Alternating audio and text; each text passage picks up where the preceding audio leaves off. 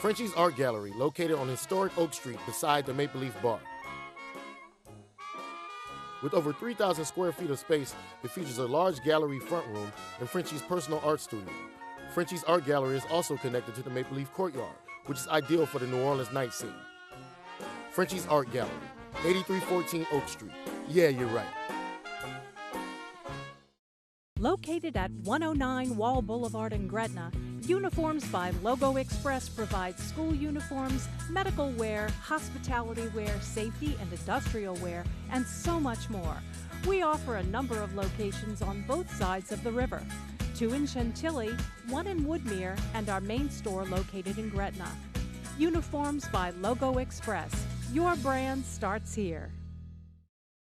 The owners of the Delachaise Wine Bar on St. Charles Avenue have opened up their newest creation uptown on Maple Street called Chez Delachaise, a new local wine bistro featuring a larger menu of small and large plates, a brighter atmosphere, and full table service.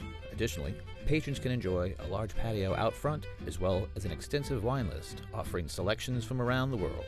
It's Chez Delachaise, 7708 Maple Street between Carrollton and Broadway. Here's the bottom line.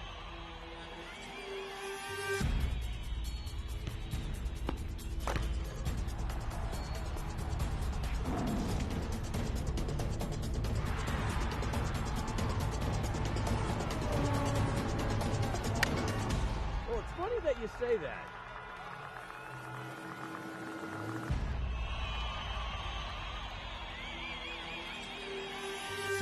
Let me tell you. Good evening, New Orleans, and welcome to Primetime Sports. We have a blockbuster edition for you today. I cannot wait for it to start.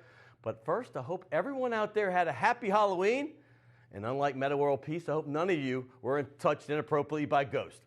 Thank goodness I wasn't. Hey, Mardi Gras is one of the things we take and we cherish here in New Orleans. Jazz Fest is another thing. But maybe perhaps for many of us at the top of that list, well, it could be the New Orleans Saints. Hey, we love them. And they frustrate us both at the same time. But for 50 years, they've been doing it. And today is the day that the team was awarded that franchise. 50 years ago, on All Saints Day, 1966. I was 1 year old, and I remember it well. Not really. But anyway, coming up, hey, don't forget the first owner was John Mouton. He was the son of a Texas tycoon, a very young guy. He ran the team for 20 years before selling it to Tom Benson. But it was the commissioner, Pete Rozelle, who was the driving force about getting this team down here. And, of course, Dave Dixon here in New Orleans is the guy that started the USFL. Well, he was very important in starting the Superdome as well and getting a franchise in New Orleans. Lots of memories for the old-timers out there. Who could forget Al Hurt playing that trumpet all the time? And, of course, the mascot, Gumbo, who sometimes makes his appearances in the Superdome still.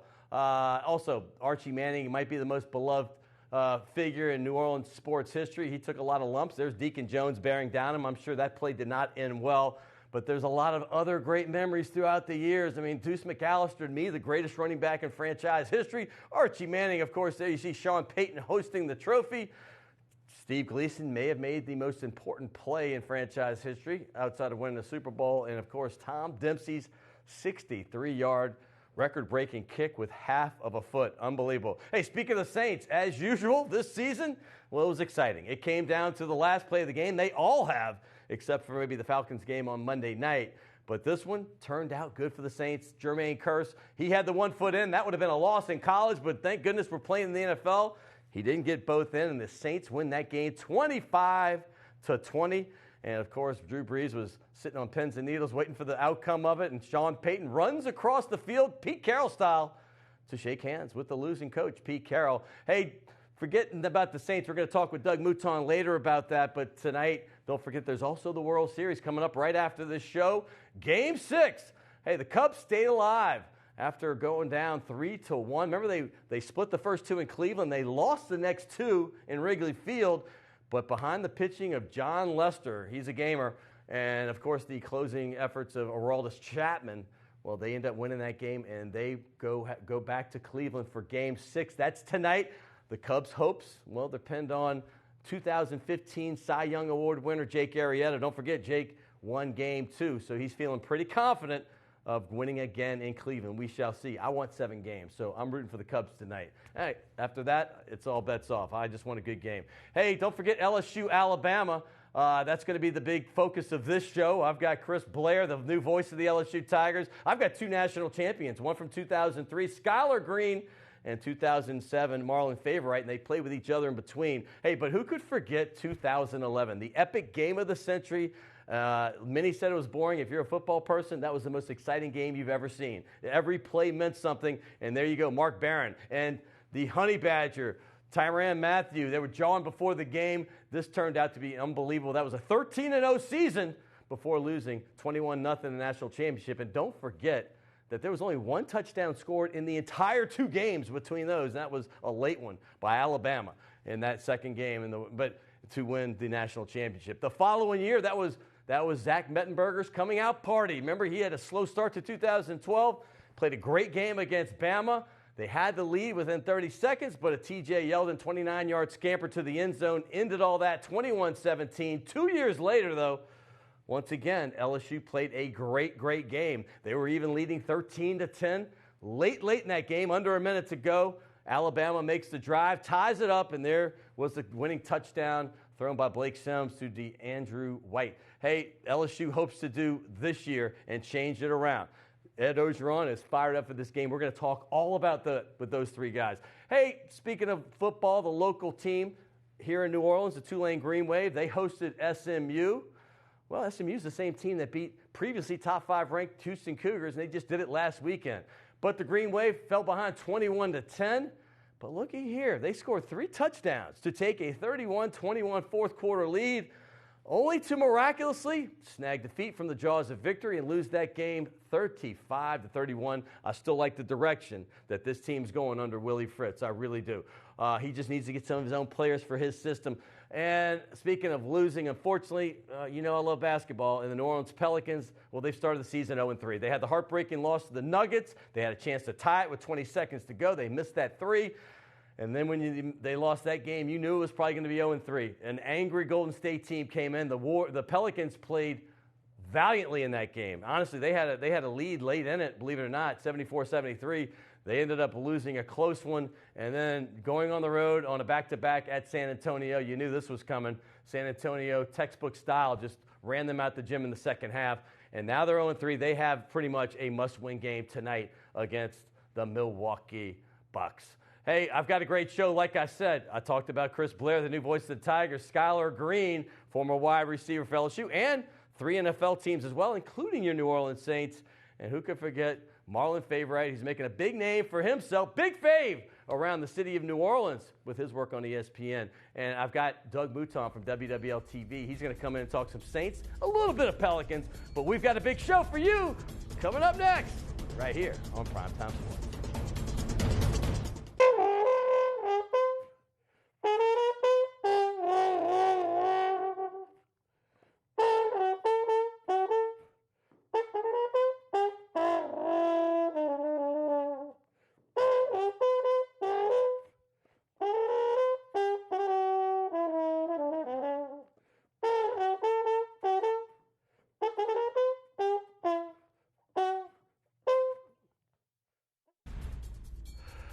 Welcome back, Crescent City, and I always love to hear my man Ephraim E.T. Towns from the Dirty Dozen Brass Band. Hope you enjoyed that as much as I did. Hey, I told you this was going to be a big, heavy lean to LSU, Alabama. We're definitely going to talk Saints with, of course, Doug Mouton from WWL coming up next. And don't forget, I've got 2 national champions, Skyler Green and Marlon Favorite from LSU. But first, the guy that I've been wanting to get on this show since I started it back in February.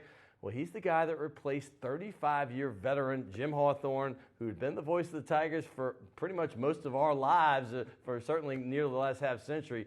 And it's always tough replacing a legend.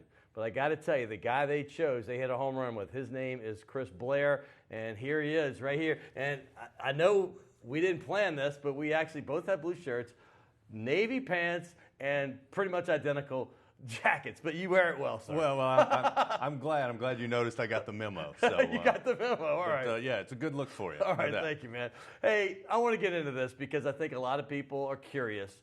I like to talk about the teams and stuff and the player when they come on, but I also like to get to know the person a bit. So you obviously, the new LSU guy, you came from Georgia Southern. We know that, but kind of fill in the blanks on Chris Blair. Who are you? Well, I grew up in a small town in eastern Kentucky, coal mining country. I think when I was growing up, the population of Hindman, Kentucky was maybe 700. Wow, okay. Population explosion the last couple of years. I think they're closing in on 1,000. But grew up there, then moved with my family in high school to South Carolina, the upstate of South Carolina. So it was interesting for me growing up in the bluegrass where basketball is really king when it comes to sports, obviously collegiate sports. Sure. Moved to South Carolina, you've got more of an emphasis on football, Clemson and South Carolina. Right. And then eventually after finishing a degree in government, decided to get back in the family business. Sports was kind of the way it hooked me back in, if you will.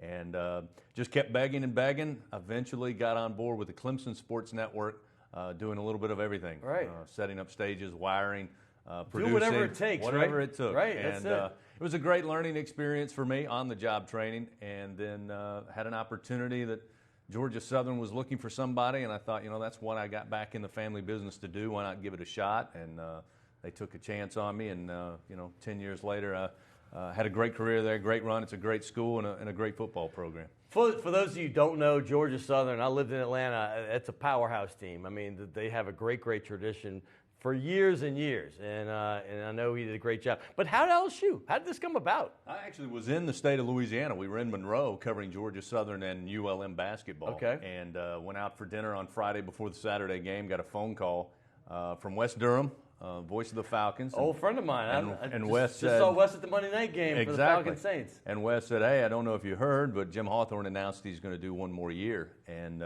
I said, no, I haven't. I said, oddly enough, I'm in Louisiana. I'm in Monroe, but no, I didn't catch that on the wire. And he said, I think you ought to apply for the job. He said, it's, to me, the best college radio job in the country, which I certainly agreed with him. Got back to Georgia on that Monday, put the best stuff I could put together, sent it off on a wing and a prayer to Baton Rouge, and then there was about 2 months of silence. Around Memorial Day, I got a call to come interview on campus. Came to Baton Rouge for 2 days. And then about a week later, got the phone call and said, hey, we'd like for you to come to Baton Rouge. And I said, tell me when and when to get here, and I'll be here. I am shocked that Memorial Day was the first time you heard back. And we talked off camera. I'm not going to get into this, but I heard that you were the front runner at least a month before that, maybe even a month and a half. I mean, that's kind of funny. Well, it's it's one of those things in this business because of the high-profile job. I mean, again, you also have to remember I was 10 hours away in South Georgia. So as far as I knew, they didn't know me at all. And again, you don't hear anything. Sure. And I learned a long time ago. I learned a long time ago not to call and keep saying, hey, guys, any update? So, yeah, I've made that mistake before. Hey, what about me? Y'all forget me? Hey, let's talk about your situation now. You came in, you did your last season, I guess it was last football season at Georgia Southern, and then you came here, and then you started during baseball, but you were here before that, right? Yeah, I got here early December. Actually finished the bowl game for Georgia Southern in Mobile. Great game, by the way. I watched it. Yeah. Georgia Southern, no problem with Bowling Green. But was already in Baton Rouge, so I just made the 3-hour trip over to Mobile, did the game, and then came back here.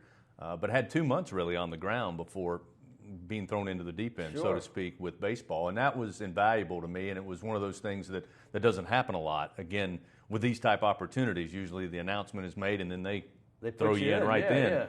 And plus, I got to work 2 months side by side with Jim. I mean, he was in the same building with his office, continuing. Traveled with him to the bowl game against Texas Tech, and got to see how he handled things. Got to see him in the office every day. Tried to absorb as much as possible for a guy who'd spent over 3 decades at that university. Well, he replaced a legend himself, exactly. John Ferguson. I mean, this is like a lifetime job. I mean, get used to Louisiana because apparently you're going to be here for a while. Got no problem, man. Love it. Family loves it. We're having a great time. All right. Let's talk about the immersion into the team. You did baseball last year, but as great as baseball is, and I think LSU's got the most rabid baseball fans, but football, let's times that by 5. I mean, there's a big fan base here. What was it like for you? I mean, Georgia Southern's, they're into it. But at LSU, they are into it. I think it was a good training ground, looking back at it, because to me, Georgia Southern was just a smaller number. I mean, as you said, they're a very passionate fan base. And, you better win. And one of the things that you learn very early is that they don't expect to lose. I mean, they don't accept losing. And I've told people many times since arriving in Baton Rouge, I never once heard a Georgia Southern fan, regardless of who we played, whether it was Georgia, whether it was Florida, whether it was Navy, whether it was North Carolina, coming out of that game saying, hey, the guys tried hard, they gave a good effort, maybe we'll get them next time. That's not in their vocabulary. It's not Willie Fritz's either. No. And by the way, since I have you, can you tell the Tulane fans out there what they have in Willie Fritz? Oh, they got a winner. I mean, he's been a winner everywhere he's been. I mean, I think the world of Coach Fritz, and he brought his staff down here, and they've been together for a number of years. They've got a great system. And I said the day he was announced, I was asked, what do I think about Tulane and Willie Fritz? I said, the Green Wave fan better get used to winning sooner than later. I mean, he just has a way of doing things. He's got experience. He knows how to run a program. And, let's not forget, he transitioned Georgia Southern from FCS to FBS, and the road's littered with teams who tried that and were unsuccessful. And he took 9-3 back-to-back seasons. Well, he signed one of these balls. He was here back in May. He didn't sign this LSU ball, though. They wouldn't let him do that. I gave him on a Saints ball. Yeah. He's good. So Willie was fantastic. Now I got to talk LSU. You've seen this team. They started slow. You came around during kind of a strange time because of the transition of the head coaches. I mean, you have a national champion in Les Miles, but a team, once you taste success, particularly at a place like LSU, they want it all the time. First, talk about your relationship with Les Miles, and then get into the transition to Ed Orgeron, please. Well, Coach Miles was great to me, and I think a lot of people will tell you that. On a personal level, he was very gracious to me. He was gracious during the interview process. I think he was truly excited when I came on board. I take in practice most every day, and he would see me there. And so, I have nothing but ravings things to say about Coach absolutely. Miles. But the administration, it's a big business, and it's a serious business. And the things, I think the expectations were extremely high, as they are every year. Yeah. And I think Coach Miles knew that, the administration knew that, the fan base knew that. And then after 4 weeks, I think it was just a decision needed to be made for a change. And then when that change was made, you could feel it in the air. I mean, you could literally still feel it. You could cut it with a knife. Yeah. And it started in practice. It started with the information that the media got, the fans were given. It was just a different mindset. And I think really when you see the players, they're having fun playing football again. And let's face it, when you're a student athlete, especially at this level, there's a lot of demands on your time. Sure. But between the in the classroom and the practice and the games and the travel. It gets old if it's not fun. And those guys, I can tell you, over the last 4 weeks have had a lot of fun practicing. The practice is a little bit lighter, but it's a lot more energy. So it's really been a night and day difference. And, I've been asked what it's been like this first year with LSU football. And I said, well, one thing's for sure, if I ever get the opportunity to write a book, title's already built. What is it? Stay tuned, never a dull moment. Because it really It's already there. It's been a whirlwind since arriving in Baton I Rouge. actually sat on the plane this past weekend with a backup player, Xavier Lewis, and he was going to Arizona Stanford game to see, because LSU's off, to see one of his high school teammates. And you could just hear the voice, and he's kind of a low-key guy. It's a different atmosphere. You're immersed now into the LSU-Alabama game. This is it right here. Around here, as you know, LSU's taken on the chin 5 times in a row, including the national championship. LSU had just beaten them, by the way, 5 times in a row earlier, about a decade ago. So it's not like this has been completely one-sided. But for LSU fans, you would have thought they haven't won since 1970. Give us your take on what's going on this weekend, and what's the vibe of the team? Well, I think the vibe of the team is they're excited about the opportunity. I think there is much more pressure on Alabama, which they're used to it. There's pressure each and every week. But really, the national media kind of forgot about LSU in the first 3 to 4 weeks of the season. Yeah. Now, all of a sudden, they've kind of taken notice again. Leonard Fournette coming back into his own after being healthy. And I think there's more pressure on Alabama simply because they have been more successful in this rivalry over the last 5 to 6 seasons. And everybody knows that Coach O is the interim coach. He's auditioning, if you will, for an opportunity to get this head job. Right. It doesn't come down to whether or not he beats Alabama. I think there's more pressure on Alabama to keep their winning streak. And as Coach Saban said earlier this week, he looks at LSU now as an undefeated team, simply with the change over the last 3 weeks. Yep. So I think LSU can play loose. I think, again, taking the governor off the engine offensively has really improved this team so much. And the one thing a lot of people have not talked about, and that is the defense has been solid all season long. They haven't taken a game off yet. So it's going to be a big challenge, but I think it is going to be the heavyweight fight that everybody expects it to be. Well, don't forget, I pointed this out in the Open the last 2 years, that they played in Tiger Stadium. LSU has had a lead with under 30 seconds, only to let it slip away. So, hey, I have an LSU ball that I'll proudly have you. And I want you getting up top because you're going to be here for 35 years, maybe 40. I don't know how old you are. Just give me a big old John Hancock wherever you can up in there. All right. And I have a great gift certificate the next time you come down from Baton Rouge to New Orleans. It is called, well, it's a nice restaurant right there in the Warehouse District. Enjoy. This is Chris Blair. You heard those wonderful pipes he has. What a great job he's already done. I can't wait to hear him for the next few decades. Hey, we have a huge show, like I said. We're going to switch gears real quick and talk about Saints. Not that Doug Mouton doesn't know anything about the LSU Tigers. I just have a lot of LSU guests today. So we're going to talk about that great Saints victory and where they stand at 3-4 and where he thinks they can go. Don't forget, coming up later, I've got, like I said, 2 national champions, Marlon Favorite from the 2007 Tiger team and Skyler Green from the 2003 team, and they played a lot in between. Hey, I'm Scott Alexander. We'll be right back with Doug Mouton. Stay tuned on Primetime Sports.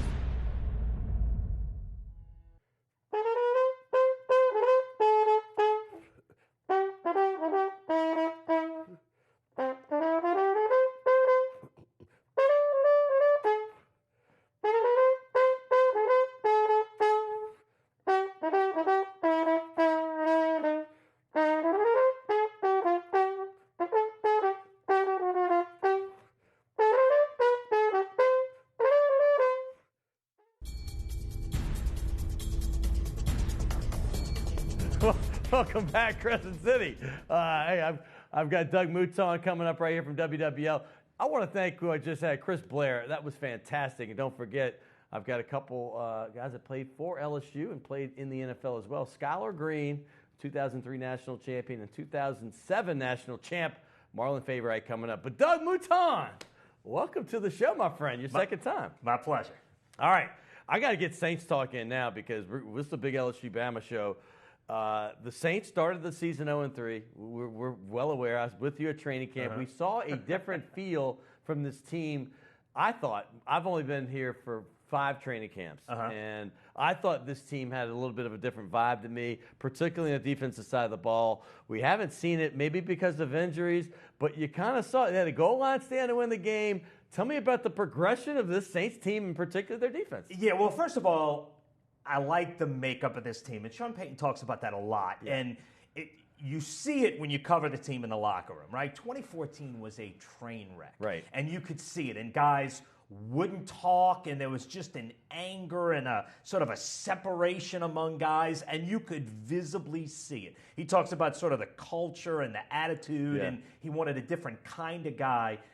The character of this team is totally different. Yes, it is. I think you have a lot more high-character guys on this team, and being close to it, you definitely feel that. Now, that doesn't necessarily win you games. It's a nice place to start. Right. Doesn't necessarily win you games. I thought this team from the beginning was going to be a little better than they were. I thought this team had a chance to compete for a playoff spot, and they started 0-3. I started thinking, what did I see? Maybe I was wrong. But you know what? You're starting to be right a little bit. Starting to be right. And let me say the other thing about this is I remember there was a picture Drew Brees put up on Twitter or something, and it was like, hang with us. We're 0-3. And they're winning a couple of these close games that they've been losing the last few years. Yeah, and look, I think the defense starts with Cam Jordan. I think right now this guy's playing at an all-pro level. No doubt. And definitely a Pro Bowl level, but maybe an all-pro level. Right. And you start with one elite guy up front, and I think we're seeing the upgrades they made at linebacker, and it's not James Laurinaitis, the guy we thought. Isn't that strange? It is Nate Stupar, who is, and he was the one guy at training camp, and I don't know if I told you this, but I told this to a bunch of guys. If you could pick one Saint, somebody would say, because it was during the Olympics, like, what Saint is your decathlete? Right. To me, he's the guy. Yes. This guy is a phenomenal natural athlete Right. who hadn't done much at Atlanta, but you saw it this past weekend. This guy's a great athlete. Between he and Craig Robertson, they have gotten much more athletic at linebacker. There he is, making a great job for the ball right there. Yeah, he was a difference maker this week as the defense took a step forward. They're moving up the rankings one step at a time. They're up to 28th in total defense, which given the last 3 years is a good thing. Yards? That's yards. Right. Yes. Well, hey, they only gave up 13 points. Right. They got the touchdown. Mark Ingram, that's a whole other story. Mark Ingram fumbles for the touchdown. But let me say one more thing about defense. you've got Delvin Breaux coming back soon. He is such a difference maker. And then the rookie Sheldon Rankin. So talk about maybe what possibly. I'm getting excited over here. No, I agree. And look, the Saints have gotten terrific play from Nick Fairley. I know he had the one boneheaded play in Kansas City, and there's no excuse for that. But Nick Fairley has been a very pleasant surprise on the inside. So I think Rankins adds to that. But I think you're right. Delvin Breaux completely changes the defense once he's in there. He is an elite shutdown corner. Another member of those LSU teams in that range in the 2000s. He should have been on the team with Patrick Peterson and Mo Claiborne. He should have been right in there with them. How incredible would that have been? He never got medically cleared to play, but now you're looking at him thinking this guy could wind up being at that level. And those two guys are both first-round draft picks. He's an elite shutdown guy. You saw it for 3 quarters against the Raiders. He allows you, single-handedly putting him on an island, to overplay the other side of the field, overplay the middle field. He can legitimately make the difference. He's got a shot to play this week. I don't think we'll really know until Sunday, but he's back soon. And I absolutely think once he's back, you'll see a little bit of a difference. Well, we were at training camp last year. He really opened our eyes. But it was when he got affirmation from teammates like Josh Morgan at the time, who was a receiver then getting cut, and Kenny Vaccaro saying, this guy's really special. And then my final affirmation on how great he was going to be is like he and Jabari Greer on my very first show back in February. So I called, haven't been in the agent business, some people that I knew that had played against him, and I said, what do you think about Delvin Breaux? I mean, where do you think? And they go, wow, this kid might be the best they've ever had in New Orleans. And I'm like thinking, y'all haven't seen many great games. And I start thinking, we haven't had a lot of great games. So I'm like, but that's all I need to hear when you have fellow players on other teams saying this about your guy. Yeah, he's big. And the thing that separates him is his size and his strength. One of the upper body, physically strongest cornerbacks. And he can do all the things with his hips and his feet. He can cover guys one-on-one, but he can lock guys down physically in a way that a lot of the great corners can't because he's bigger and stronger than the great corners. The sky's the limit for this guy, and an amazing story. I mean, the broken neck, the stuff he does in the community, incredibly active, incredibly genuinely humble. A great guy. Yeah, genuinely a great guy, a great representative in New Orleans. He's a guy that everybody in New Orleans should be very proud of, and he's certainly a terrific representative of the city. Well, okay, we talked about those injuries. What about a guy like Donnell Ellerbe? He just came back this week. I mean, when he played last year, what were they, 6-2 or 5-2? Yeah. But he's been off the field. But what does he bring to the team? Yeah, well, Sean Payton said it in training camp. He's the most athletic of the linebackers, even in that group. The one thing the Saints have not done well in the past couple of years is cover running backs. No doubt. And you see it. It's the Achilles heel. To me, the game that stands out is the Washington game in Washington last year where running backs murdered him catching the ball. He is a guy that you can match up with a running back in pass coverage and feel good about. Just getting him on the field. He didn't finish the game. He started the game. Keeping him on the field, I don't know. He does not have a good track record the last few years. We'll see. If you could keep him on the field, it would certainly help. And look, I'm building up the Saints. This is not a Super Bowl team. I understand. Right? But this is a team that can be playoff caliber. Yeah. If you could keep him on the field, it would definitely make a difference. I don't have great confidence that that'll happen. It would be a nice bonus. One guy we didn't mention, because I want to get to the offense, is if there's a 1A in Cam Jordan, the guy I think who has really come to his own consistently has been Kenny Vaccaro as a 1B, leader on the team. In the locker room, he's become a voice on this team. Yeah, no, and I love Kenny Vaccaro for what he brings for the team at multiple levels. Now, the last couple of years, he hasn't necessarily always been used the right way. No, I get he is a safety that needs to be on the line of scrimmage. He is not a guy you want in deep coverage. And if you use him the right way, I think he is Pro Bowl caliber player at what he does. He is a chaos maker, a disruptor at the line of scrimmage in a way that few guys are. He's a great tackler. I think he's a terrific voice for this team. I love his mindset, his makeup. I think he's, the high character, high energy. He's the guy you want, but you've got to use him the right way. And that's true for a lot of players. There are very few guys that can be used in any situation. Cam Jordan would be one that can. Kenny Vaccaro has to be used the right way, but if he is, he can be a great player. Speaking of those injuries we talked about earlier, another guy that was injured for several years was Tim Hightower. Mark Ingram had another big fumble that led to picked up and run in by Earl Thomas for a touchdown. Hightower comes in and just gets 100 yards, something Ingram hadn't done in quite a while. Yeah, and look, he's another guy. You love his approach. You love his character. He certainly enormously appreciates this opportunity. Just runs hard. Right. Just going to hit people, brings a physicality. You see a burst. You see, he certainly has enough of a burst. Yeah.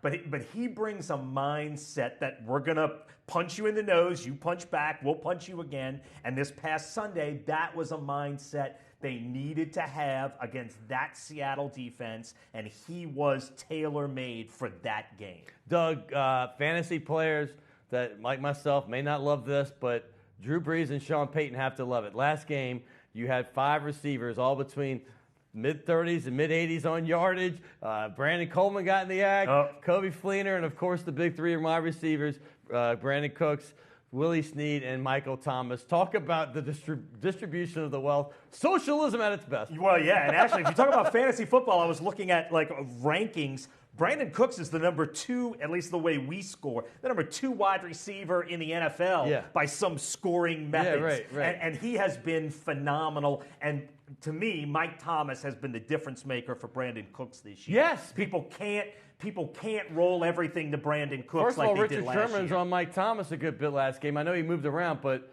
so there it is. Yeah, Sherman, there you go. Yeah, How about that producing the back? Yeah, right, no doubt. Mike Thomas brings a physicality and an ability to make plays that allows you to not roll everybody to Brandon Cooks. And Brandon Cooks, the one thing, and Sean Payton talked about this, if you watch Brandon Cooks, he is always making catches.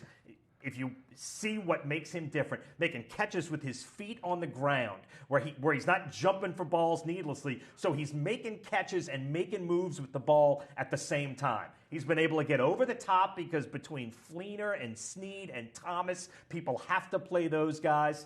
It's been a nice mix, and I think that group of weapons and the upgrade they made with Fleener and Thomas has made a huge difference for the offense. Well, you've already signed the ball because you were on the show, but I got a great gift certificate for you. You went to the other restaurant last time. We got a new one for you. This is Uptown on Maple. It's a wine bistro, my man. Appreciate it. Hey, by the way, number 9, he still looks pretty good, doesn't he? Number 9 is spectacular. Yeah, let's just go with that. Hey, you can catch him every night pretty much on WWL. It's Big Bama Week. He's got Lions yelling in Alabama. They're going to be doing updates every single day. Doug Mouton, Leslie Spoon, Lions yelling. They have a great crew over at WLAE-TV. He is the sports director right here. Hey, we're coming back. Marlon Favorite. But first, Skyler Green coming up here on Primetime Sports. Stay tuned. The mark of Legacy Kitchen is simple. We offer numerous dishes like chicken enchilada soup, prime filet and loaded baked potato, baby back ribs, and so much more. At Legacy Kitchen, we serve American fare, crafted cocktails, and we offer a great selection of wines by the glass. Metairie at Betts and Martin Berman, and in the Warehouse District at Chapatulas and Girard.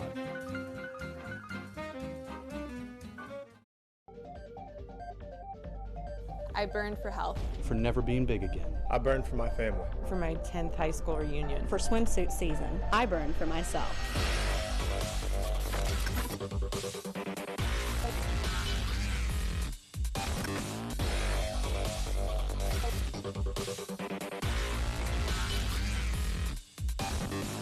Orange Theory Fitness.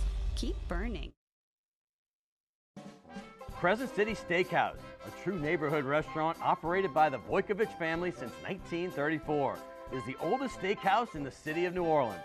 Serving only hand-cut, prime-aged, corn-fed beef for over 80 years, Crescent City Steakhouse has become a dining destination for both die-hard locals and adventurous travelers who seek traditional, timeless New Orleans cuisine. Crescent City Steakhouse, 1001 North Broad, on the corner of St. Philip, in the heart of New Orleans.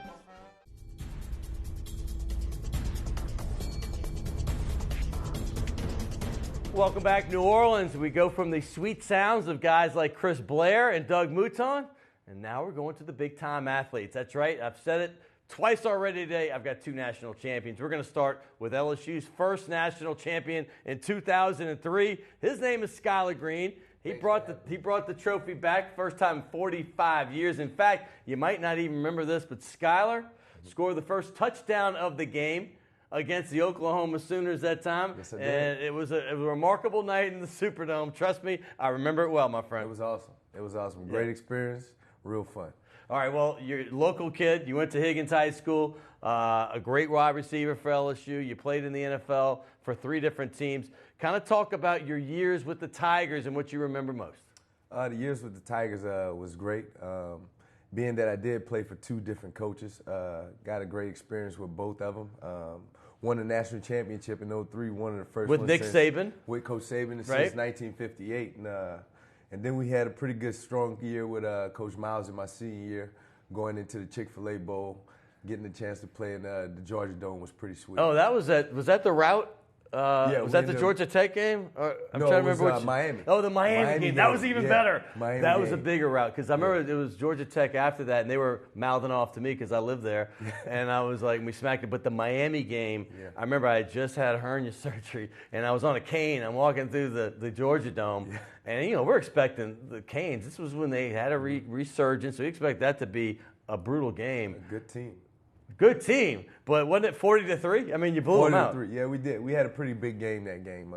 We had prepared well for them going into this bowl game, and we made it a fun game. And when they came out with the trash talking, we were ready to play. Oh, they're the best at it. Yeah, they're the best at it. But you smacked them down. Hey, let's go back to 2003 because I want to talk about, for me as an LSU guy, having lived in Georgia, and I hosted 60 people, and I brought them down to the 2003 game in Tiger Stadium. Awesome game. Georgia was a great team. They had won the SEC under Mark Richt, who was at the time a new coach there, relatively.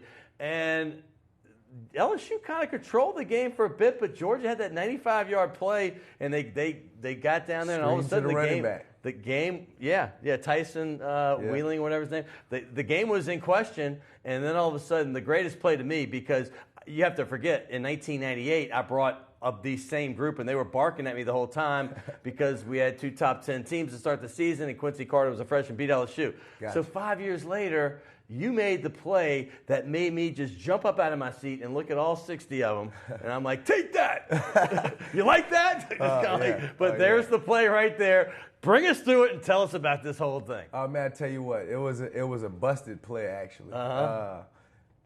We had Michael Clayton rolling out, coming in motion across the formation, and we were supposed to run a rub route against each other, and it was just to get a quick first down, just to keep the drive alive. And I heard Razor, and Razor to me tells me run a corner route, so I just thought I was going to take off with it. And that's all I heard, so I just ran the corner route, and Matt Mark found me running down the back of the line. And I mean, the ball couldn't have been placed any better. But you bring up Michael Clayton. He's another guy that's going to be coming on the show real soon. I've been talking to him. You guys had a lot of talent on that team. I mean, a lot of NFL-type talent. Yeah, we had Michael Clayton, Devery Henderson, Benny Brazil, who ran in the Olympics. This is all receivers. Bowe, these are all receivers. Dwayne Bowe. Are you kidding me? Craig Davis, Buster Davis. We had all on this team. All on this team. I mean, Dwayne Bowe and Davis were first-round picks, by the way. Freshmen at this obviously, time. Michael Clayton himself was a big-time player. Yourself, Devery Henderson was a second-round pick. That's a ton of talent just at wide receiver. Yeah. We had tons of running backs, too, also. Joseph Adai, Sharon Carey, Justin Vincent, Ali Broussard. We had by the way, Ali Broussard was the last guy you mentioned, and his 250-yard single-game record was just broken by Leonard Fournette. That team was loaded. And then, by the way, the defensive line wasn't bad itself. Not at all. I mean, Marcus Kyle Spears. Williams, Marcus Spears, Clark Rowe, Chad Lavallee. I mean, this goes on and on. Yeah. Why weren't y'all undefeated then? No. You did lose one, but you Florida. got the big one, the national champion. I have a picture of you at the Oklahoma in the Superdome. How great was it being a New Orleanian to get the victory? That's the first touchdown right there, and LSU fans were going nuts. Oh, it was the greatest feeling. To come back to your hometown, playing a national championship game in front of your family. You know, you play all your high school years here, and then you go out and play in LSU, and you have a big, stout career at LSU, and then you come here and play in the national championship for your Tigers. I mean, and you're a freshman. Yeah. I got to tell you, my biggest memory, and maybe it's just personal, but my high school, De La Salle, had a guy named Marquise Hill, and he had come to Atlanta to be on this national show I was doing, TV show. And I just love the kid. I mean, if you meet him, you love him. And we took him to a Mexican restaurant. He had 3 entrees. I was like, he's 6'9". Yeah, either he doesn't get a lot of food at home or he just likes to eat. But he's just a lovable guy. Obviously, he passed away, played for the Patriots. But my memory of this game is him sacking Jason White, the Heisman Trophy winner, the quarterback for Oklahoma, and saying, "Excuse me, Mr. Heisman, we're going to be bumping into each other all night tonight." He ended up getting him, I think it was 2 times that game. And I think he got a few extras maybe after the pass. He had a great game that game, and I think that helped him going into his NFL career. All right, LSU, Alabama. Alabama wasn't the Alabama they are now with Nick Saban. But one of the reasons I wanted to have you on this show was to talk about your memory of LSU, Alabama. What was your thoughts going in?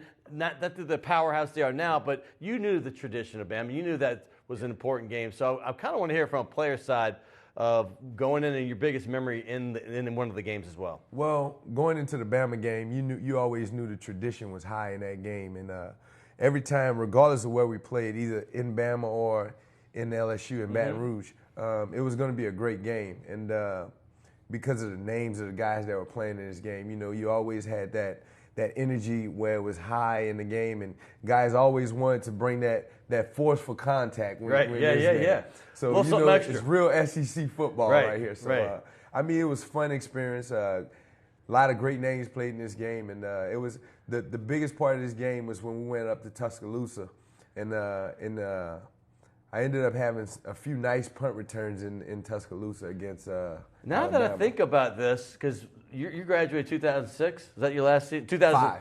Okay, but 5 seasons, but 6. 6, yeah. Okay, because that would have been the same year as Roman Harper, right? Yes. Because Roman was a client of ours when I was an agent, and we were in the locker room. Ed Daniels asked him questions because he's like, roll Tide, roll Tide. Alabama always beats LSU. And Ed says, how many times did you beat him actually? And he says 2. We're 2-2. And Ed's like, no, I think you were 1-3. Yeah. I think you were 1-3, Yeah. and that's correct. They did beat you bad that time when they came down. I think it was like 30-0 or something. Yeah. But LSU was owning them back then. In fact, they had won 5 in a row at one point. Yeah, at one point we were dominating in the SEC, and I would say from 2001 probably on up to 2005, where we were pretty much dominating. You and Georgia were the 2 best during that era. Yeah, pretty much. Yeah. Okay. We talked about that Georgia game. We talked about the national championship game. Is there any other? We talked about the Miami game. Is there any other one in that 4-year stretch that you guys kind of like? Wow. I think my freshman year, we went down to Little Rock, Arkansas, and I got a chance to score my first touchdown, first college football touchdown. Okay, that's memorable. On a slip screen from the wide receiver spot, and took it 67 yards for my first touchdown. Pretty awesome. You were a 4th-round pick with the Cowboys, played with them. You were with the Bengals, and you had a chance to play with your hometown team, the Saints. What was that like? It was awesome playing with the New Orleans Saints. Playing for the home team, like I said, with Drew Brees.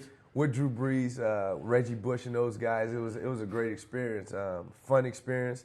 Actually got a chance to get in a couple of games and enjoyed it. It was a great experience, like I said. All right, this team, you watch the games. You and Marlon Favorite, and I believe Matt Flynn went and spoke to the team last week. Kind of tell us what that was about. It was a great deal. Just wanted to reach out to those guys, get them to understand the importance of this game and how they have to focus on winning this game because, Coach Saban's a great coach, have a great football team, but at the same time, we have great athletes here in Baton Rouge, and we have a dominating football team. And if those guys believe and know that they can win the game, it's nothing can stop what they can do in the game. And I think they just have a chance to do something real big this week. And I just wanted to let them know we got to go out and dominate this game and let them know we have an identity. But for the season, LSU, if you don't really know until the games are played, and obviously Bama is a prohibitive favorite in every game there. But LSU was favored before the season by 3. And if you look at this as a new team that's playing up to the capability now as they were, of course they're not going to be favoring the game, but you have to think they have a pretty good shot. Definitely a great big shot. Just like the 2007 team, 2 losses, still win a national Right. championship. I mean, you still did gotta y'all have, bring that up to them? Yes, we did. Yeah. You still got to have that picture. If in you your win head. the SEC, you're going to go. I have to think it's a good you're deal. going to go to the Final Four. I mean, Most unless definitely. there's some undefeated. You still have a chance to at least get into the playoffs. You went out here. 4 of the 8 undefeateds lost this week. So if you have a one-loss team in another conference, that's not as powerful. Yeah. And I think LSU, if they get in this role, you would have to think they would have to be at least in the consideration. For sure. And then we're 3-0, like Coach Saban said. This is a 3-0 football team right now, and we're heading in the right direction. And I think that's a team that you have to be worried about. I've got a great restaurant I want you to try out. It's right here. It's got one in the Warehouse District and one in Metairie. They're building one on the West Bank, by the way. I know you West Bank proud. The best bank. And also the CBD. Check that out. But this is an LSU ball. Got to get my man Skyler Green. Give me a big old John Hancock right up in here. Definitely. Skyler Green, people. One of the great LSU Tigers of all time. And one of the very few LSU Saints guys. I mean, I wish we had a few more of them. I remember Eric Martin and Dalton Hilliard. Come on, Saints, let's bring some guys down. How good would number 7 Leonard Fournette look in the black and gold? You can put that there. Hey, we're coming up next. We're not done. I've got another one, a guy that played right here with Skyler Green for at least, I believe, 3 of those years, maybe 2. But his name is Marlon Favorite. You know him. He's on ESPN right now, ESPN Radio. He's the Big Fave. Coming up next on Primetime Sports. Stay tuned.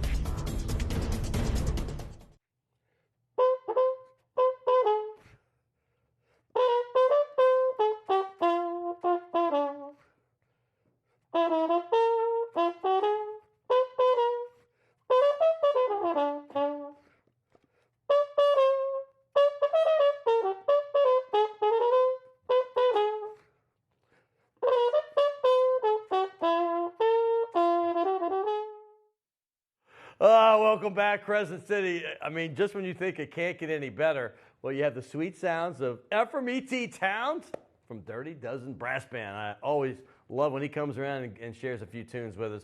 Just had Skyler Green. You had Doug Mouton before that. You had Chris Blair. And now you have maybe the most gregarious of that gregarious bunch, my man, Marlon, Big Favorite.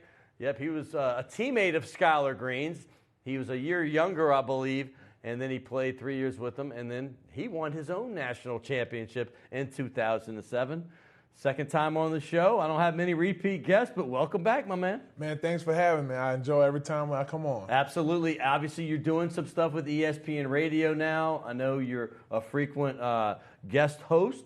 And I don't want to say you're a guest. You're kind of a regular that jumps in with Gus Kattengill and other guys there. Yes, we do the Monday Lunch Club each Monday. Right. Just recapping the week of football or whatever, basketball season. So we do that every Monday. Let people know what else you're doing around town. I mean, obviously, you're another local guy, played Catholic League with Shaw. Then he went public with West Jeff. So you have an interesting perspective of all the kind of football around here. But what other things are you doing? Because you and we called some games together 2 years ago on TV for Cox 4 Game of the Week, CST. They had our games on CST, and you're still doing it 2 years later, your third season.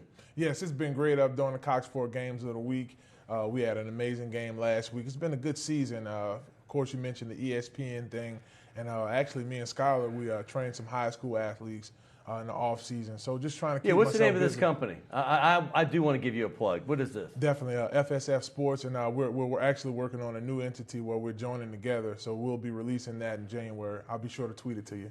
Please do, please do. By the way, my earlier guest, Doug Mouton, he went to Brother Martin, and I watched the Brother Martin Rummel game. I'm usually out of town on the weekends, but I was home this one weekend. I was off 2 weeks ago. I went to the Ole Miss game, but the night before I watched it, and I'm like, wow, Brother Martin Rummel, this is a great game. And I was texting you during the game. Yeah. He's giving me shout-outs during the game. Yep. It was funny, but that game came down the wire. What a fantastic football game. Yes, it was a great game. A lot of folks were expecting Rummel to just come on and take it, and Brother Martin put up a really good fight. Defensively, they did really, really well. Well, they won the game, didn't they? I thought they did. They won the game, Brother. Yeah, because they were leading, and then Rummel came back and took the lead. And looks then like they finished up. And they finished up and took it. Defense, they did really well. So congratulations to both Coach Bonise and Coach Roth. Of course, the defensive players crediting the defense. Defense wins championships, so you know they it. say. Hello. you know it. Hello, somebody. Talk to me now. All right. Well, we had a lot of fun when we were on air, and now we're having it again. Hey, all right.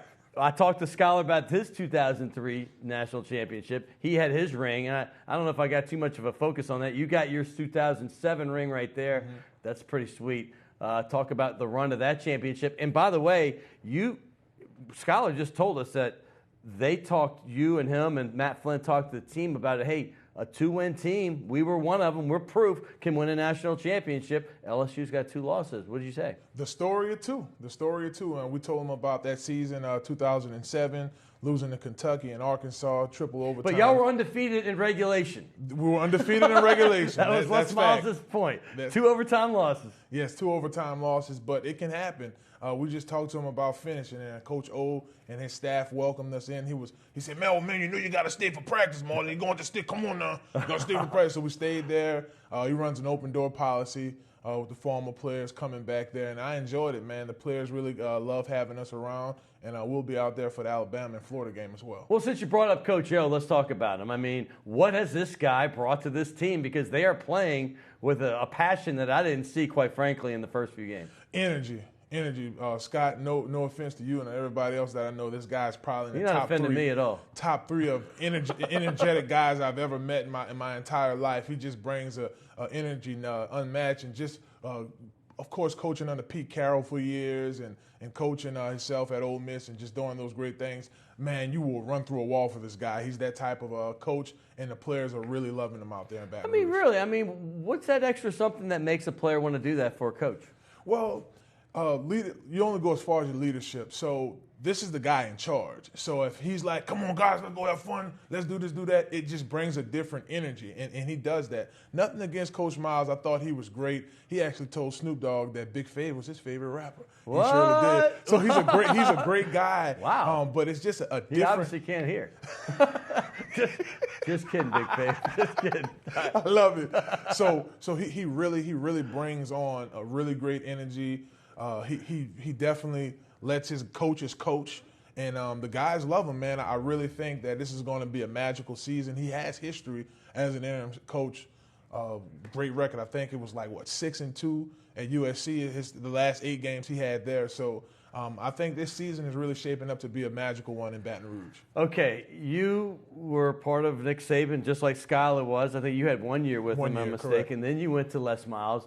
Who were your defensive coordinators when you were there? Was that Muschamp? Was he still there? Muschamp. And then was Bo Pelini there at all? Yes, I had Muschamp, and DB coach was Kirby Smart, and then we had Coach Pelini for 3 seasons. Right. And then I had co-coordinators with Coach Pivotal and Coach Doug.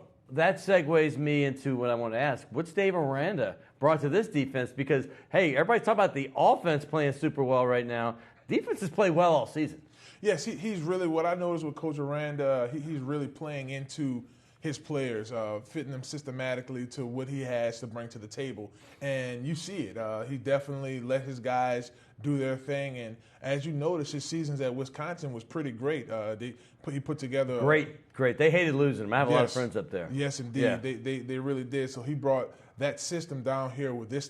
This is a dream job. I mean, the coach at LSU, probably some of the best talent per capita in the country.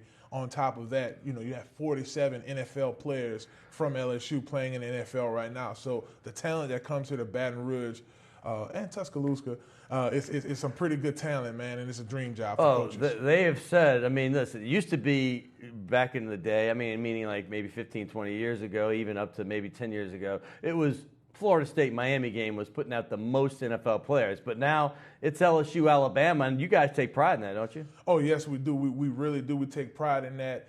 You can tell it in the recruiting process when the players come through.